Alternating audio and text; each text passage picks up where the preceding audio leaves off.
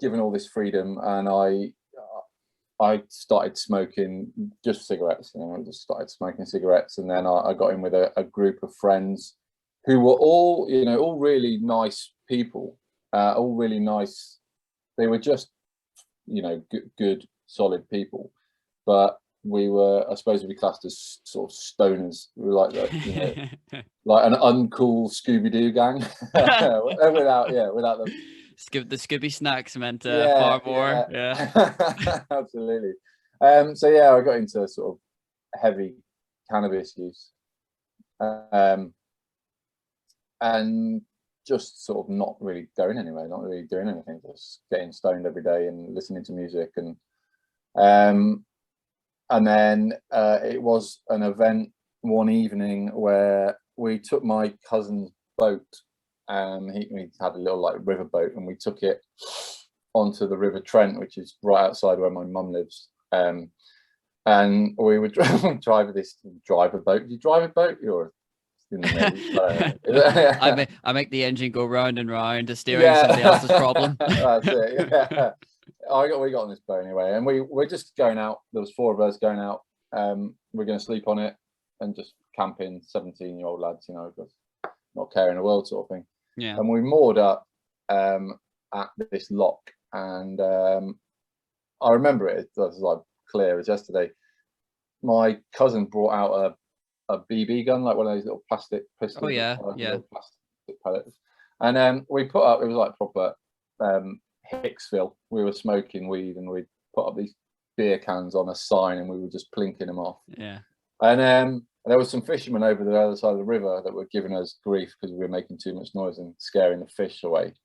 I don't even think fish have ears to hear us. So I don't quite know how that works. But anyway, we were scaring the fish, and they called the police and said that we were shooting at them. And they were. I know, yeah, it was pretty. Unbeknownst to me at the time, they were like, yeah, bullets are whizzing past our heads and they're shooting at us. So we went. By this point, we'd gone into the boat, gone into bed. We were just lying there, and I was lying there, wasted, just completely baked. Like, and I remember looking up at the sky through the window of the little boat we were on, and to see this massive floodlight on the river, and could hear like rotor blades going. But because I was out of there, I mean, I was so stoned. I was like, I gotta go and see what that is. And I told my mates, I told my cousin and my 2 mates, like, man, there's some weird light out there, and they were just as stoned as I was. I'm like, yeah, man, it's questioning our existence. I'm like, no, there's actually a real light out there. And then I got off the boat, and I took 2 steps off the boat onto the whatever it is, the side of the river, and there was a police officer there with a rifle, with like a oh wow, yeah, like I didn't know at the time, but I'm assuming it's some sort of like MP5 or something like that. It was a machine gun at that age. And he turned around and went, "All right, sunshine." I was like, what? This is getting weirder and weirder. Are there any guns on this boat? And I knew that there was obviously a plastic BB gun. So I turned around and went, "Yeah, mate, I'll go and get them for you if you want." and with that, I turned around to walk back onto the boat and be the helpful young man that I generally was. And with that, I was sort of like put face down on the ground and went, "No, mate, we'll go and get them for you." And that's where things started spinning out of control, because there was police dogs and people with guns, and all for like 4 knobheads that were just sort of shooting BBs. And anyway, sort of, we got arrested, obviously, taken to the local police station and not charged. We were released or put in a cell. I was put in a cell. And at that point, I was like, man, I need to sort my life out. In fact, it was until the day after I decided to sort my life out. Yeah. But I actually remember falling to sleep in the police cell. And this is one of my most sort of bizarre memories from childhood, is I woke up in the cell and the cell door was wide open. And I remember thinking to myself, I could probably walk out of there and just walk off.